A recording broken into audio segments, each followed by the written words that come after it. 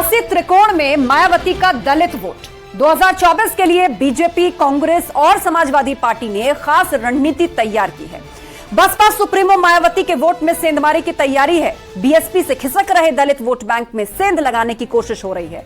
BJP लगातार दलित जोड़ो अभियान चला रही है। ओबीसी मुस्लिम के साथ दलित को एसपी साध रही है, तो वहीं कांग्रेस दलित गौरव अभियान शुरू करने जा रही है। बसपा को एक खिसक रहे दलित वोट बैंक की चिंता अब उसे सता रही है और यही वजह है कि मायावती ने अभी तक एनडीए विपक्ष गठबंधन से दूरी बना रखी है। इस पर शुरू करेंगे डिबेट, लेकिन पहले ये रिपोर्ट।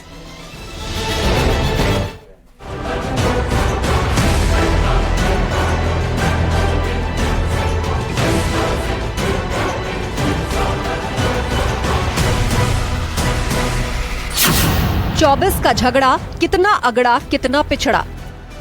जरा कांग्रेस वाले स्पष्टता करें, क्या आबादी के हिसाब से हक मिलेगा क्या? तो क्या अल्पसंख्यकों को कांग्रेस हटाना चाहती है क्या? तो क्या सबसे बड़ी आबादी वाले हिंदू अब आगे बढ़कर अपने सारे हक ले लें क्या? माया के दलित वोट बैंक में सेंधमारी की तैयारी। समाजवादी पार्टी उत्तर प्रदेश के अंदर में, देश के अंदर में वो पीडीए पे काम कर रही है। जो पिछड़ा है, दलित है, अल्पसंख्यक है, जो समाज में छूट गए हैं, उन्हें कैसे आगे लेके आए, उनको कैसे सामाजिक न्याय मिले, वो कैसे उन्नति करें, कैसे उन्हें बराबरी का अधिकार मिले। बीजेपी कांग्रेस का ध्यान दलित ओबीसी प्लान। जो 80 सीट है, 80 सीट पे अपनी ताकत को बढ़ाना, अपनी ताकत को मजबूत करना। प्रत्येक इस तरीके के जनपदों में जहां दलित समाज, जहां पर इस तरीके से अपने आप को कटा हुआ महसूस कर रहा था या अपने आप को उपेक्षित महसूस कर रहा था, इनको मुख्य धारा में लाके खड़ा करना। ओबीसी को इंसाफ कितना मिल रहा है, ओबीसी को नौकरियां कितनी मिल रही हैं, ओबीसी को आरक्षण कितना मिल रहा है, सबको मालूम है। दलितों को रिझाएंगे बीजेपी नेता, घर घर जाएंगे। करीब करीब एक समान हिंदू हो या मुसलमान। अभी जो जाति जनगणना की बात आ रही, मैं व्यक्तिगत तौर से जाति जनगणना का विरोधी नहीं हूं, मैं आपको ये बता दूं। लेकिन जो जाति जनगणना के नाम पर कोड बैंक तैयार करने के ख्वाब देख रहे हैं, मैं उनका ख्वाब मुंगेरी लाल का हसीन सपना बन करके रह जाएगा। कांशी राम का नाम, कांग्रेस साधेगी 24 का काम। कांग्रेस अपना दलित गौरव संवाद यात्रा तो चला सकती है, लेकिन उस कार्यक्रम में भाग लेने के लिए जनता कहां से लाएगी? क्योंकि जनता को कांग्रेस का कुशासन याद है।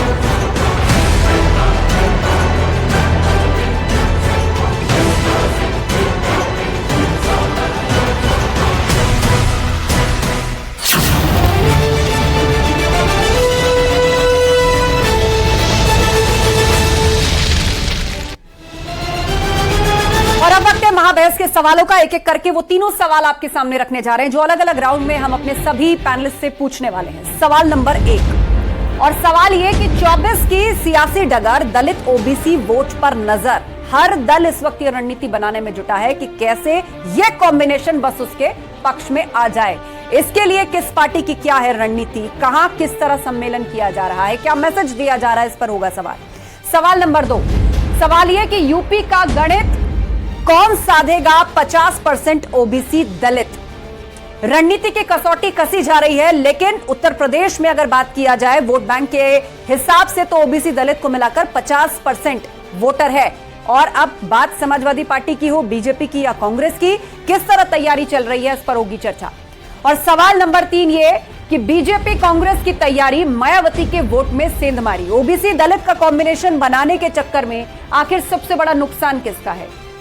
बसपा जो दलितों का परंपरागत वोट बैंक रहा है, उसमें सेंधमारी की जो तैयारी है, उसका सबसे बड़ा फायदा आखिर किसको होता है और होता भी है कि नहीं? चर्चा के लिए गेस्ट पैनल हमारे साथ जुड़ा हुआ है। हमारे साथ एसएन सिंह जी जुड़ गए हैं, बीजेपी प्रवक्ता। हमारे साथ प्रदीप भाटी जी जुड़ गए हैं, प्रवक्ता समाजवादी पार्टी। उमा शंकर जी हमारे बीच में है, कांग्रेस के प्रवक्ता। और प्रोफेसर गंगा सहाय हमारे साथ हैं, दलित चिंतक। आप सभी मेहमानों का बहुत बहुत स्वागत है।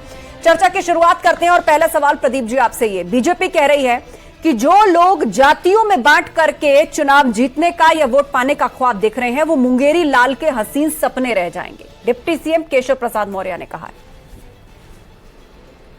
देखिए, मैं अपनी बात लोहिया जी की बात से शुरू करूंगा कि लोहिया जी ने कहा था कि भारत में कौन राज करेगा ये डिसाइड करती हैं उच्च जातियां, धन और ज्ञान, और जिनमें इनमें से जो दो जिसके पास है वो सरकार या शासन करता है। दूसरी बात उन्होंने ये कही थी कि जाति एक ऐसा अभेद किला है जिसको तोड़ा नहीं जा सकता। तो उसके बाद अगर हम देखें वही चीज़ अब सामने नज़र आ रही है कि किस तरह से ये सब चीज़ें अनफोल्ड हो रही हैं।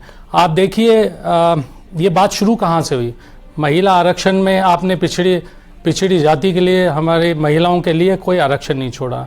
जो आरक्षण आपने दलित ST SC के लिए छोड़ा वो भी उस रोटी में से ही एक टुकड़ा उन्हें निकाल के दिया गया, कोई अलग से कुछ नहीं दिया गया।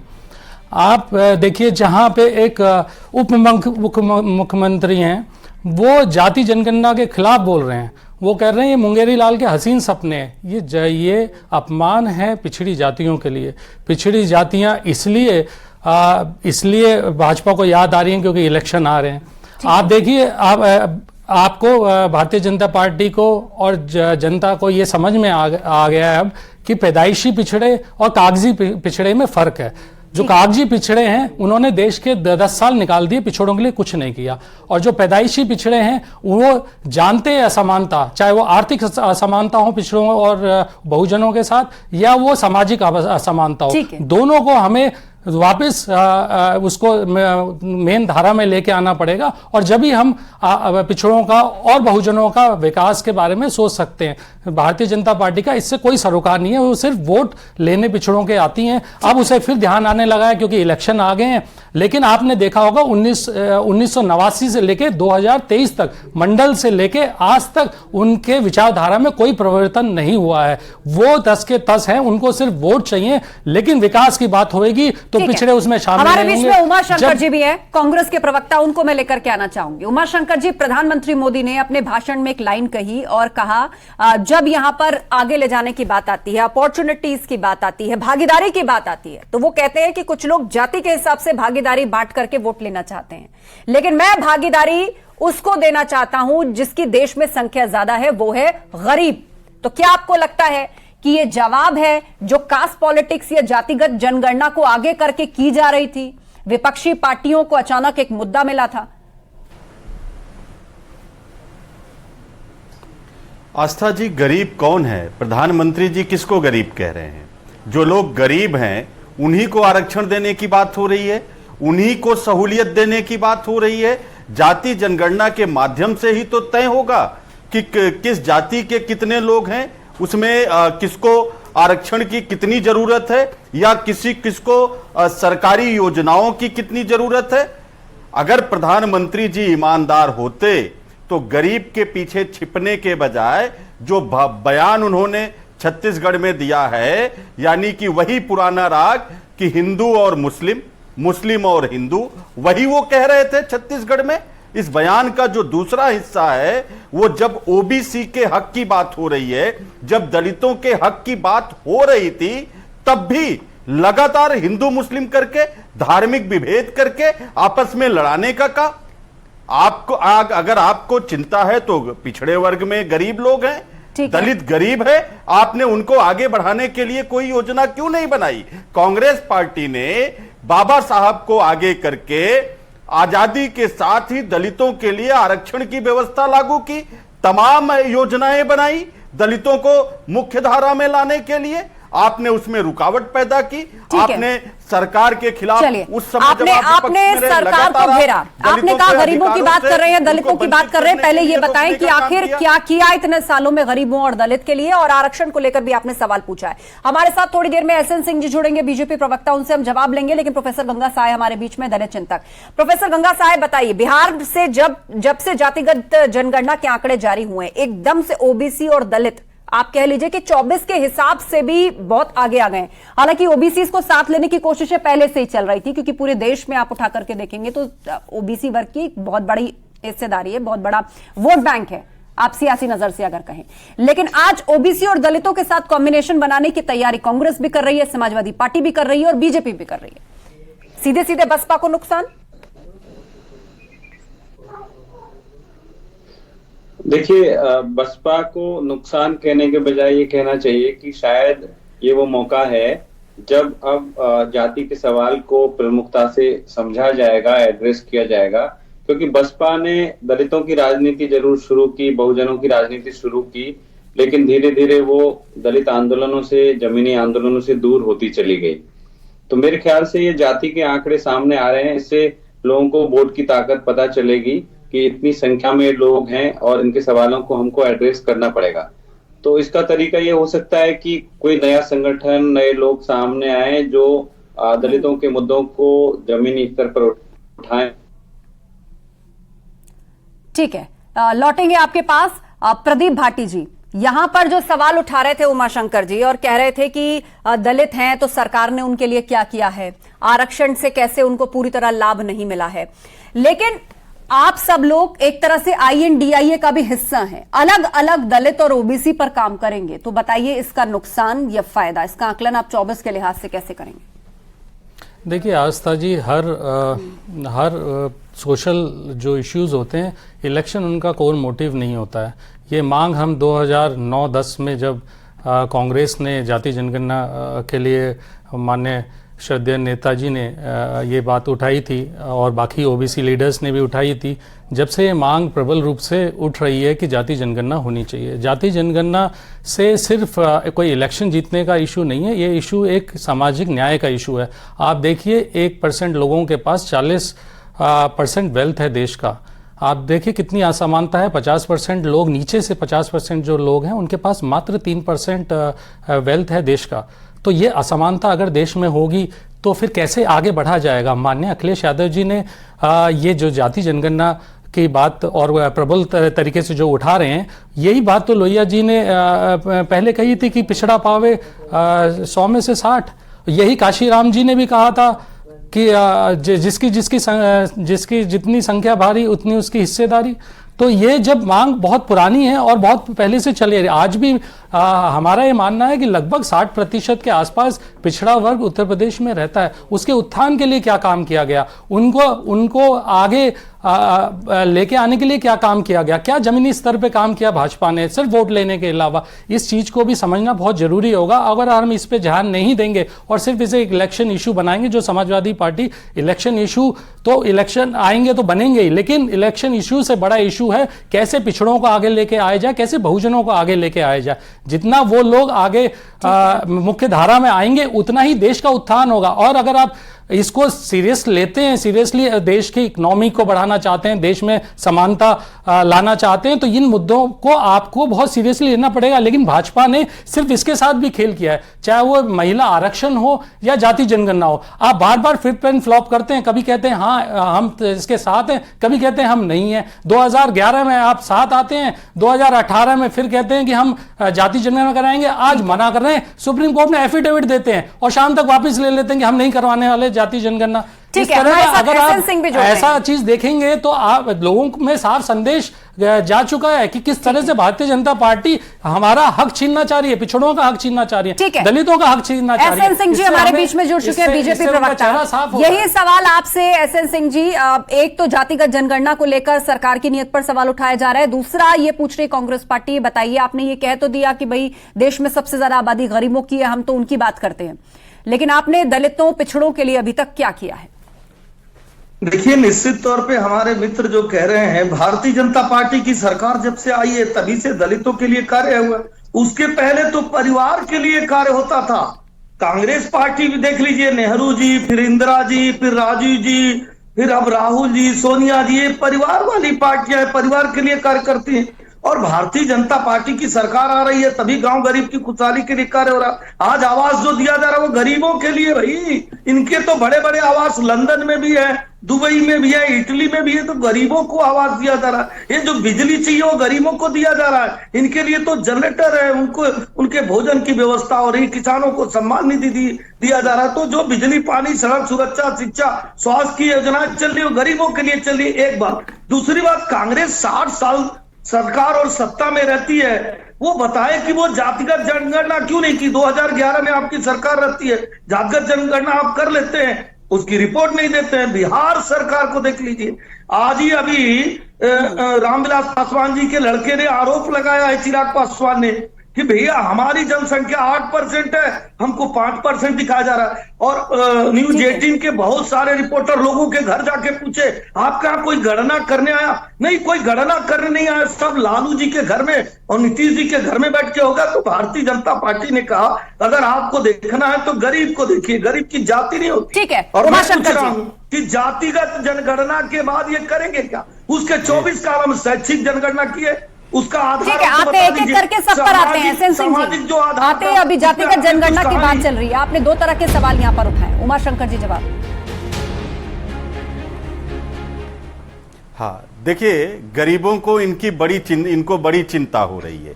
ये वो लोग हैं आस्था जी जिन्होंने मनरेगा का मजाक उड़ाया था।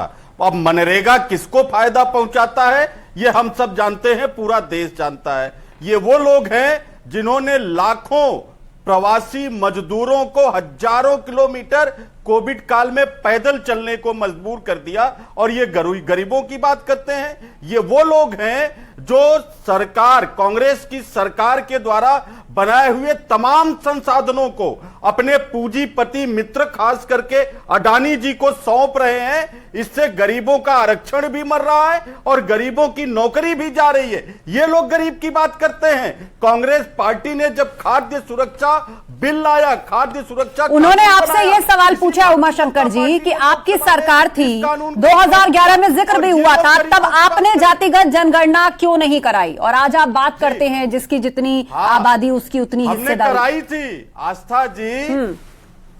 हाँ सुनिए आस्था जी, हमने जाति जनगणना कराई थी और उसकी रिपोर्ट भी आई थी। और चूंकि उसमें पहली बार वो जनगणना हुई थी, पूरे देश की जनगणना हुई थी, उसमें तमाम त्रुटियां थी, इसलिए उसको स्टैंडिंग काउंसिल को भेज दी गई थी। और बाकी जो राज्य थे जहां जनगणना हुई थी उनको भी भेज दिया गया था कि इनमें जो त्रुटियां हैं उनको दूर करिए, इसमें समय लगता है। और तब तक हमारी सरकार चली गई, इनकी सरकार आ गई। 2014 में इनकी सरकार बनी, कांग्रेस ने मांग किया, 2015 में मांग किया। 2014 3 साल होता है। 3 साल में अगर आप कार्य नहीं कर पाते हैं तो आप कार्य करने लायक नहीं है। तीसरी बात मैं पूछ रहा हूं, तीसरा सवाल का जवाब दे दीजिए। आप इस चैनल पर अभी घोषणा करके जाइए, इस चैनल पर अभी घोषणा करके जाइए कि आज के बाद क्यों नहीं आपके परिवार के लोग प्रधानमंत्री नहीं होंगे, आपने ओबीसी समाज का प्रधानमंत्री देंगे। भारतीय जनता पार्टी की तरफ घोषणा करके जाइए। आज भारतीय जनता पार्टी के प्रधानमंत्री ओबीसी समाज से आते हैं। मैं तो बहुत कम से कांग्रेस के लोग घोषणा करें, उनको न्याय नहीं मिल पा रहा है। पिछड़ों के मुद्दों पर, दलितों के मुद्दों पर आप हमेशा विरोध पर उतरते हो। ये आपकी मानसिकता है। आपके बाबा साहब भीमराव मुर्मू जी क्या थी? मुर्मू जी क्या थी? आदिवासी, दलित, महिला सबका आरक्षण का विरोध किया। जब मंडल कांग्रेस के प्रवक्ता अभी घोषणा करके जाए, आज के बाद गांधी परिवार से कोई प्रधानमंत्री नहीं होगा। ठीक है, चलिए आप दोनों शांत हो जाइए, आप दोनों शांत हो जाइए। देखिए आपसी वाद विवाद में मत उलझिए, आपसी वाद विवाद में मत उलझिए। प्रदीप भाटिया बोलिए। मोदी जी क्या कर रहे हैं? देखिए उमाशंकर जी, एसएन सिंह जी, आप अभी हमारे बीजेपी के मित्र कह रहे थे कि आज आप वादा करके जाइए, तो मैं भी इनसे पूछना चाहता हूं, ये भी वादा करके जाएं कि आज जाति जनगणना कराएंगे। ये भी वादा करके जाएं कि पिछड़ों के जो रोजगार हक मारे जा रहे हैं, 45 यूनिवर्सिटी चाहे स्टेट की हो या सेंट्रल की हो या स्टेट यूनिवर्सिटीज हो, उसमें वीसीज में ओबीसी और एसटी एससी से देखिए बीच में मत बोलिए, बीच में मत बोलिए, थोड़ा सा सुन लीजिए एक बार। लीजिए, आपकी बात बहुत एसएन सिंह जी, एसएन सिंह जी शांत हो जाइए। एसएन सिंह जी मेरी आवाज आ रही है आप तक? प्रदेश में आपकी सरकार ठीक है, आप सवाल पूछना चाहते हैं, आप सवाल पूछना चाहते हैं, एक बार अनइंटरप्टेड उनकी बात सुन लीजिए। एसएन सिंह जी शांत हो जाइए, एक मिनट। उमाशंकर जी अपने आप के सहयोगी दल, एक बार बात आने दीजिए, बात आने दीजिए, उसके बाद सबको मौका मिलेगा। मैं अभी बता देता हूँ कि कौन कितना विरोधी है और किसका विरोधी है और किसका समर्थक है। ये बात आपको देश को जानना जरूरी है, उत्तर प्रदेश को जानना जरूरी है। आप ये देखिए लगातार मत बोलिए, बात को सुनने का भी धैर्य रखिए। आप लोगों के पास ये क्षमता ही नहीं है सुनने की। आप विपक्ष को तो बिल्कुल देखिए, बात ध्यान से सुनिए। जाति जनगणना की जो बात हो रही है वो रोजगार जो हक मारा जा रहा है हमारे बहुजनों का, चाहे उसमें ओबीसीज हों, चाहे हमारे दलित एसटी एससी भाई बहन हो। आपने जब रोजगार की बात कही, चाहे आपने अभी यूनिवर्सिटीज में देखा कि सेंट्रल हो या स्टेट यूनिवर्सिटीज हो, अब देखा बीच में बोलने लग जाते हैं, आपको धैर्य ही नहीं है, आप पता नहीं किस तरह से डिबेट करना चाहते हैं। इस तरह से तो डिबेट होता है, आपको ध्यान से सुना गया, आप बदतमीजी पे आ रहे हैं, आप ध्यान से सुनिए, आप इस तरह से क्यों कर रहे हैं? एक मिनट नहीं जानेंगे तभी तो बताएंगे। सुनिए एसएन सिंह जी, आप देखिए आप सीनियर पैनलिस्ट हैं, आप सीनियर, मेरी आवाज आ रही है आप तक? आपके पास कोई तर्क है? मेरी आवाज आ रही है आप तक? आप सभी लोग शांत हो जाइए, मैं जिससे सवाल पूछूंगी वो जवाब देंगे। आप एक उदाहरण रख रहे थे प्रदीप जी, 10 सेकंड उसे पूरा कीजिए, उसके बाद रिएक्शन एसएन सिंह जी बोलिए। नहीं, एसएन सिंह जी इतना धैर्य हो जाते हैं, इनका ऐसा लगता है कि जैसे बात को ना तर्क के साथ आप रखिए।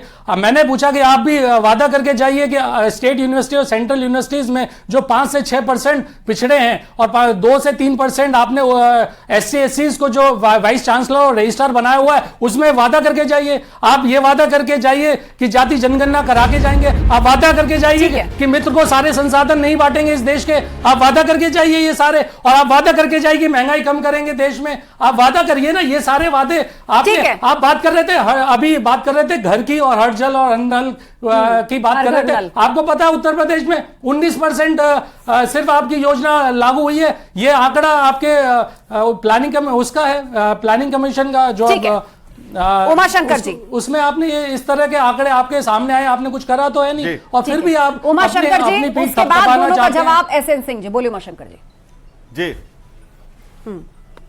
सवाल यही उठा रही है भाजपा कि आपके पास तो मौका था, सबसे ज्यादा सरकार आप ही ने चलाई है, जातिगत जनगणना। हाँ, सबसे ज्यादा हमने चलाई ना, तो हमने तो कहा हमने दलितों को आरक्षण दिया, दलितों को विकास की मुख्य धारा में लाने के लिए हमने तमाम योजनाएं बनाई, चाहे वो पेंशन योजना हो, चाहे वो छात्रवृत्ति योजना हो, तमाम योजनाएं बनाई। राहुल गांधी जी ने इनसे प्रश्न पूछा कि भाई ओबीसी की जनसंख्या अगर ज्यादा है तो आपके 90 में से केवल 3 सचिव क्यों हैं केंद्र में? उसका जवाब देने के बजाय मोदी जी छत्तीसगढ़ जाते हैं और इस पूरे मुद्दे को हिंदू और मुस्लिम में बदलने की कोशिश करते हैं। मैं इनसे पूछता हूं कि मनरेगा का मजाक आपने क्यों उड़ाया था? मैं इनसे पूछता हूं, दलितों का अधिकार देना था तो बाबा साहब की मूर्ति आप नहीं लगाते हैं। दलितों का अधिकार देना था तो दलित प्रधानमंत्री नहीं बनाते हैं, प्रधानमंत्री परिवार। बाबा साहब को हमने कानून मंत्री बनाया था पहली सरकार में, आपने बाबा साहब का अपमान किया था। पूछ रहा हूं कि जातिगत जनगणना पे नौकरी है, जातिगत जनगणना पे नौकरी है संविधान में, आप संविधान बदलने की बात कर रहे हैं। जो शैक्षिक जनगणना होनी थी, जो आर्थिक जनगणना होनी थी, उसकी रिपोर्ट का आप बताइए, आपको जानकारी है पैसे की? मुझे लग रहा है एसएन सिंह जी नौकरी और शिक्षा से जुड़ा हुआ कोई तथ्य रख रहे हैं। आप सभी लोग शांत हो जाइए। एसएन सिंह जी, आप क्या कहना चाह रहे हैं? आप कह रहे जातिगत जनगणना के हिसाब से नौकरी आर्थिक स्थिति का आकलन नहीं होता, जनगणना के आधार पे नौकरी दी जाती है कि उसका आधार शैक्षिक भी लिया जाता है, आर्थिक भी लिया जाता है। लीजिए उमाशंकर जी, संविधान पढ़े तो जवाब देना है। क्या कर रहे हैं? दूसरी बात, बिहार में नहीं, बहुत सारे लोगों ने कहा आप तो संविधान हमारे पास आए ही नहीं, तो आधी चीजों को अगर आप बिल्कुल भी इसके बारे में ध्यान दें। ठीक है, हमारे 14 ठीक है एसएन सिंह जी, जब ये बैठक बुलाई जाती है 500 करोड़ रुपया जब इस जनगणना के लिए दिया जाता है, एक समय में नहीं, देखिए इस तरह डिबेट नहीं होती, इस तरह डिबेट नहीं होती। आप लोग क्या कर रहे हैं? इतना महत्वपूर्ण विषय है, जनता उम्मीद लगा करके आपको सुन रही है, वो क्लियर व्यू पॉइंट चाहती है कि आप लोग कह क्या रहे हैं। आप लोग एक समय पे बोल रहे हैं बार बार, जबकि सबको समय मिल रहा है। एसएन सिंह जी आप शांत हो जाइए, शांत हो जाइए एसएन सिंह जी। 10 सेकंड उमाशंकर जी, उसके बाद प्रदीप जी बोलिए। ये सूट बूट की सरकार वाले, ये चुनावी भाषण नहीं, तथ्य, ये सब चुनावी मंचों पर आप कहते आए होंगे, आगे भी कहेंगे। सवाल पूछिए, सवाल। उनका एनडीए करेंगे और गरीबों से वसूली करेंगे। ठीक है, प्रदीप जी बोलिए। बेरोजगारी। शांत हो जाइए उमाशंकर जी, एसएन सिंह जी शांत हो जाइए, प्रदीप जी बोलिए। देखिए आस्था जी, अगर 80 करोड़ लोगों को देश में भूखे हैं वो और उनको राशन फ्री राशन देना पड़ रहा है, इससे आप समझ जाएंगे वो गरीब जनता कौन है। 80 करोड़ लोग, और उसमें ज़्यादातर बहुजन है, और मैं कहता हूं अगर वो दूसरी कोई भी जाति से आते हो, उनका ये भारतीय जनता पार्टी की नाकामी दिखाती है। इन्होंने कहा, माननीय प्रधानमंत्री जी ने कहा कि गड्ढे खोदे गए, फिर आप एसएन साहब बीच में बोलने लगे, आपको कोई बीमारी है लगता है। 10 सेकंड खत्म करिए प्रदीप जी, खत्म करिए। एसएन सिंह जी शांत हो जाइए, लास्ट 30 सेकंड है मेरे पास, मैं आपको समय दूंगी, बचा हुआ समय आपको दूंगी। अगर आंकड़ों में देखेंगे 80 करोड़ लोगों को अगर देना पड़ रहा है, ये सरकार की नाकामी है। इसका आप कोई ये श्रेय मत लीजिए, कोई क्रेडिट मत लीजिए। ये तो देश का की असफलता, आपकी असफलता दिखाती है देश में कि आपने 80 करोड़ लोगों को बेरोजगार करके रखा है, उनको राशन फ्री देना पड़ रहा है। प्रदीप जी, आपने सवाल पूछा, एसएन सिंह जी जवाब दीजिए उस बात का। टाइम खत्म हो रहा है, जवाब दीजिए 10 सेकंड। देखिए, मैं अपने मित्र को कह रहा हूं कि 4-4 बार समाजवादी पार्टी की सरकार रही, कांग्रेस की सरकार रही, आपने गरीबों को आवास, बिजली, पानी, सड़क सुरक्षा सब दिया था, सब दिया था। आपको लोहिया आवास के बारे में नहीं पता? सब दिया था आपने, कुछ आपने सिर्फ भ्रष्टाचार किया है। लोहिया आवास आपने सुना? चलिए ठीक है, समय खत्म हो गया है मेरे पास, डिबेट का समय खत्म हो गया है। मुझे चर्चा यही रोकनी होगी। आप सभी मेहमानों का शुक्रिया इस चर्चा में शामिल होने के लिए। तो कुल मिलाकर अभी से जो फोकस है, यह रस्साकशी दलित और ओबीसी वोट बैंक को लेकर आ गई है। सभी पार्टियों के अंदर जोर आजमाइश चल रही है, कोई अधिवेशन कर रहा है, कोई कार्यक्रम कर रहा है, कोई भाषणों के माध्यम से अपनी बात जो है वोटर्स तक पहुंचा रहा है। दलितों और ओबीसी वोट बैंक को साथ लाने का मतलब जीत की तरफ मजबूती से बढ़ता कदम है, और उसी की जोर आजमाइश में सभी सियासी पार्टियां लगी हैं। महाबहस में इतना ही।